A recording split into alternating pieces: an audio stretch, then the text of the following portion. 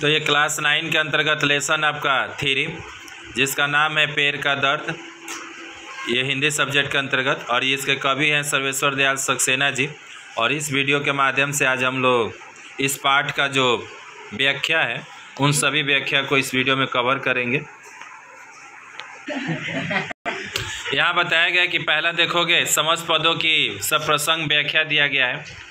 कुछ धुआं हुआ, कुछ लपटे, कुछ कोयले, कुछ राख छोड़ता, चूल्हे में लकड़ी की तरह मैं जल रहा हूँ, मुझे जंगल की याद मत दिलाओ। यहाँ पर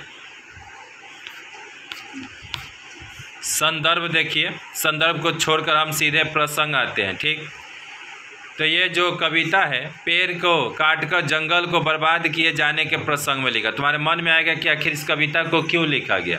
तो इस कविता को लिखने के पीछे बताया गया है कि जो पेड़ों को काट कर ना जंगल को बर्बाद किया जा रहा है, उसी के प्रसंग में कवि सर्वेश्वर दयाल सक्सेना जी ने अत्यंत मर्माहत ये कविता का निर्माण किया है। और ये हम जो लाइन पढ़े अभी, उस लाइन का व्याख्या क्या है, तो प्रस्तुत पंक्ति के माध्यम से जो कवि हैं वो सर्वेश्वर दयाल सक्सेना जी ने कविता कौन है, तो पेड़ के दर्द से ये उद्धृत किया है। इसमें कवि महोदय ने पेड़ के दर्द को बताते हुए बताया कि देखो पेड़ को कितना दर्द होता है। पेड़ और जंगल की बर्बादी से उत्पन्न होने वाले वातावरण के असंतुलन को बयां करने के लिए पेड़ का मानवीकरण कर पेड़ के माध्यम से ही पेड़ के आत्मदर्द को प्रस्तुत किए हैं। तुम सोच रहे हो ना कि अरे पेड़ कभी आज तक दर्द अपना बताएगा, पेड़ को जो भी दर्द होगा वो किसी को जनाएगा।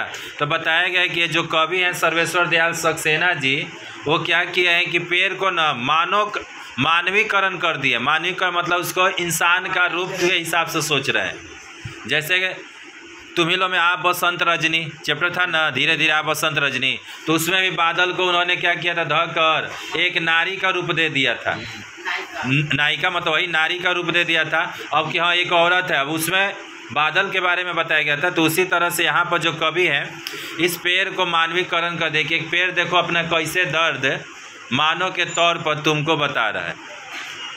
और बताया जाता है कि इससे क्या होगा कि इसमें कवि जो महोदय हैं पेड़ के दर्द को बताते हुए पेड़ और जंगल की बर्बादी से उत्पन्न हो रहा है, पेड़ से और जंगल की बर्बादी से जो उत्पन्न हो रहा है वातावरण का असंतुलन को बयां करते कि देखो वातावरण कैसे असंतुलित हो रहा है। और पेड़ के मानवीकरण का पेड़ के माध्यम से ही पेड़ के आत्मदर्द को प्रस्तुत करें। कवि कहते हैं कि पेड़ का टुकड़ा जो जल रहा है ना, किसका टुकड़ा, पेड़ का, उसे जंगल निवास के दिन का याद दिलाने पर स्वयं ही अपने दर्द को व्यक्त करते हुए कहता है। यानी कवि कहते हैं कि पेड़ का जो टुकड़ा जल रहा है उसे उसके जंगल निवास के दिनों का याद दिलाने पर स्वयं ही अपने दर्द को व्यक्त करते हुए करें। यानी कि जैसे तुम उसको याद दिलाए पेड़ के टुकड़े को कि भाई तुम भी एक दिन जंगल में थे ना, उसको और दर्द होने लगता है। यानी उसको और दर्द होने लगा कि भाई हमारा जो बीता हुआ कल है उसे याद मत दिलाओ। और कहता है कि अभी उसे जंगल के सुखों का याद ना दिलाया जाए। यानी जंगल में कैसा जीवन जी रहा था, सुख का जीवन। और खुद जो चूल्हा में जल रहा है पेड़ का वो जो लकड़ी है, वो खुद कह रहा है कि हमें वो जंगल वाला दिन का हमको याद मत दिलाओ। हमको दिलाते हो ना तो हमें दर्द होने लगता है, कैसे हम वहाँ जीवन जीते थे और आज हमारा क्या हाल, हम लोगों के लिए क्या किए और लोग हमारे लिए क्या कर रहे हैं। अभी तो वह धुआं छोड़ता हुआ, यानी कि जो अभी तो वह धुआं छोड़ता हुआ, लपटें निकालता हुआ और कुछ उसके साथ अपने जलने से उत्पन्न राख को छोड़ता हुआ चूल्हे में लकड़ी के रूप में जल रहा है। यानी कि ये जो मतलब लकड़ी का टुकड़ा है ये बताया जा रहा है कि अब तो वह धुआं छोड़ता हुआ, लपटे उससे निकल रहा है, यहाँ तक कि उसके साथ अपने जलने से उत्पन्न जो राख को छोड़ता हुआ चूल्हे से लकड़ी के रूप में वो जल रहा है, अर्थात वह बर्बाद हो रहा है। पेड़ का जो टुकड़ा है, वह लकड़ी का टुकड़ा जो कहा जाए, वो जैसे चूल्हा में जल रहा है ना, तो बर्बाद हो रहा है। और इस पंक्ति के माध्यम से खुद उस लकड़ी के टुकड़े ने कहा कि हमें जंगल का वो दिन याद ना ही दिलाओ तो ही अच्छा है। उसका तो अब अंत हो रहा है, वह अभी जंगल के दिनों को याद नहीं कर, बोले भाई अब हम तो मर रहे हैं, चूल्हा में जल रहे हैं, हमारा तो धुआं उठ रहा है, हमारे में से लपटें निकल रही है, हम तो राख के रूप में बदल रहे हैं। अब हमको वो दिन याद दिलाकर ना दिलाओ तो ही अच्छा। बस ये नहीं बोला काहे मत दिलाओ, बस बोला हमें याद मत दिलाओ, क्योंकि अब हम तो चूल्हा में जल, हमसे धुआं निकल रहा है, हमसे लपटें निकल रहा है, हम तो राख में बदल रहे हैं, हमें याद ना दिलाओ तो ही अच्छा है। दूसरा में आइएगा तो दिया है, जिसमें मैं संपूर्ण खरा था, चिड़िया मुझ पर बैठी चहचहाती थी, धामिन मुझसे लिपटी रहती थी और गुलदार उछल कर मुझ पर बैठ जाता था। बताइए कि ये गुलदार कौन है? एगो चीता प्रजाति का बाघ है। और बताया गया है कि यहाँ पर प्रसंग क्या है, तो प्रस्तुत पद में पेड़ के बीते हुए दिनों को, गाथा को बताया गया कि पेड़ का जो बीता हुआ कल है उसी के बारे में यहाँ बताया गया। चलिए यहाँ पर भी व्याख्या देखते हैं। तो कवि महोदय, कौन कवि है जी? हंसी आएगा, हमें भी हंसी आएगा। कवि कौन है? तो सर्वेश, पाठ का नाम ठीक। तो यानी कि कवि जो है सर्वेश्वर दयाल सक्सेना जी पेड़ और उसके पुराने समय के जीवन के सुखद अनुभव को बताते हुए कहता है, यानी कवि महोदय कहते हैं कि कवि कह रहा है पेड़ के भाव को कह रहा है। ठीक, कवि कह रहा है कि पेड़ क्या कह रहा है। देखो, तो पेड़ अपने पुराने समय के जीवन के सुखद अनुभव को बताते हुए कह रहे, कवि कह रहा है ना कि भाई क्या वो दिन थे जंगल के, जब हम खुशी खुशी जी रहे थे और जब पेड़ संपूर्ण था, यानी पूरी तरह से पेड़ संपूर्ण, यानी कहीं भी कोई अंग कटा नहीं था उसका, किसका? पेड़ का। तब वह जंगल में हरा भरा खड़ा रहता था, यानी पेड़ का एक छोटा सा अंश भी नहीं कटता था, पेड़ पूरी तरह से संपूर्ण खड़ा रहता था। उसके जीवन में मस्ती थी। किसके जीवन में मस्ती थी? पेड़ का। वह तना शाखा डालियों से भरपूर था। ऐसे भी आप जानते हैं कि एक पेड़ का कौन कौन सा पार्ट होता है?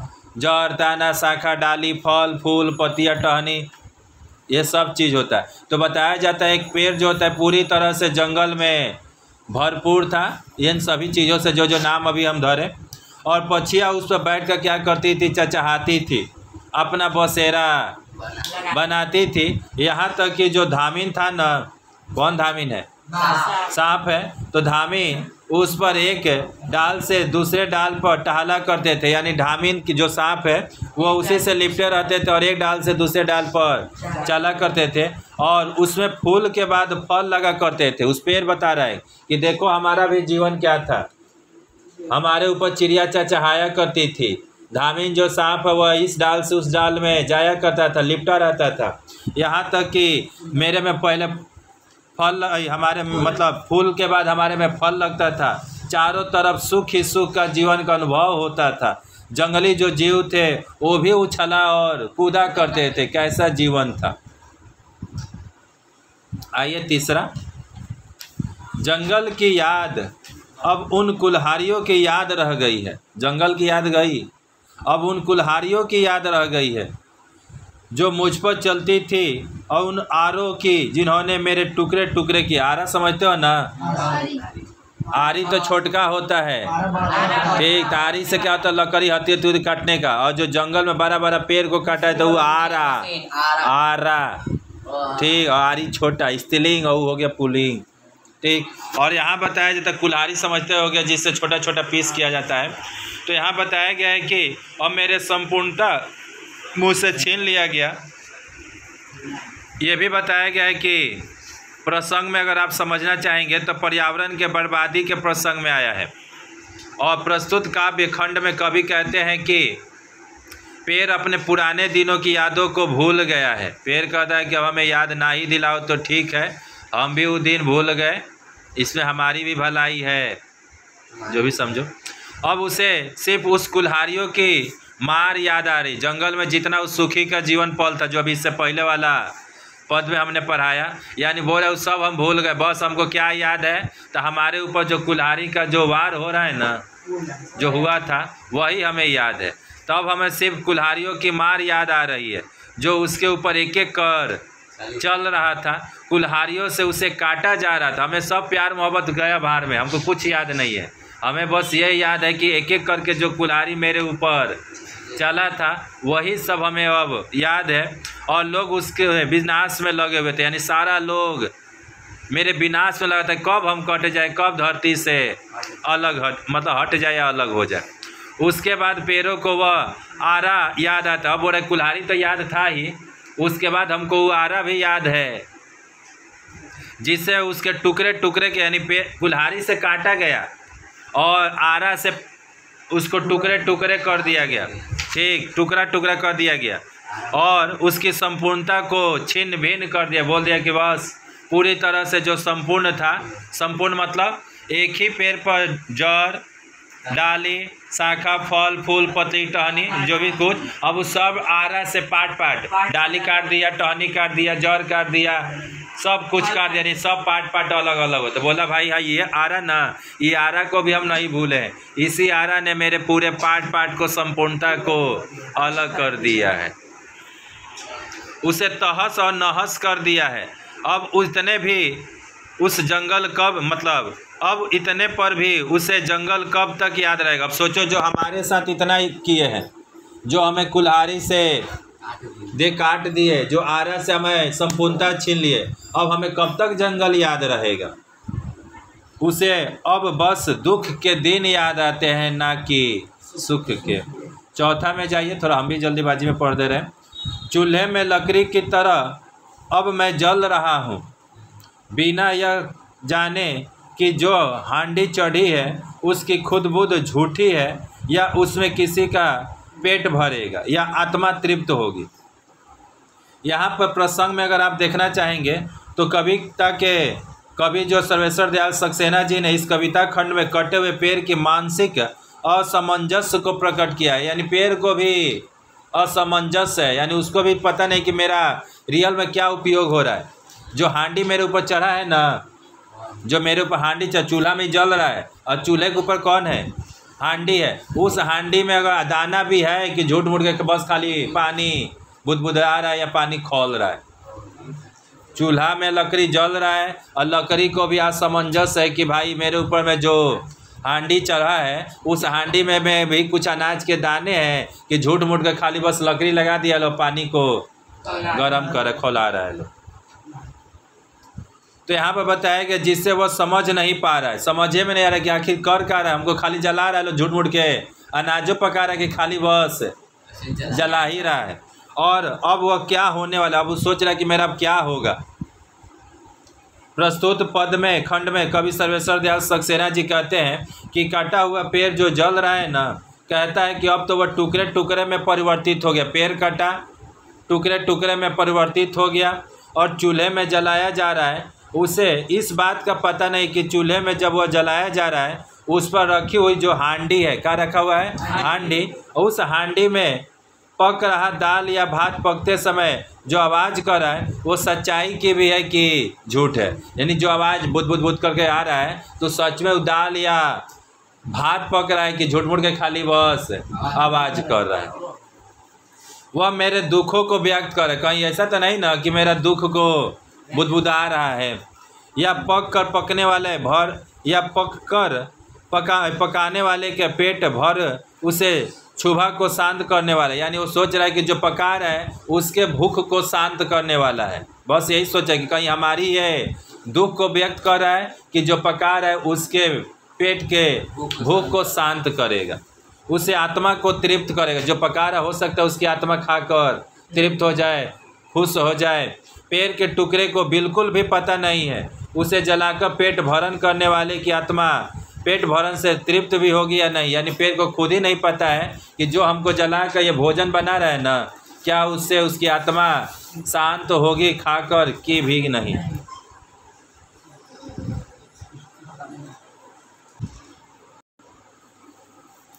पाँच नंबर, बिना यह जाने कि जो चेहरा मेरे सामने है, बिना यह जाने कि जो चेहरा मेरे सामने है वह मेरे आँच से तपतपा रहे हैं या गुस्से से वे मुझे उठकर चल पड़ेंगे या मुझ पर पानी डाल सो जाएंगे। जंगल की याद मुझे मत दिलाओ।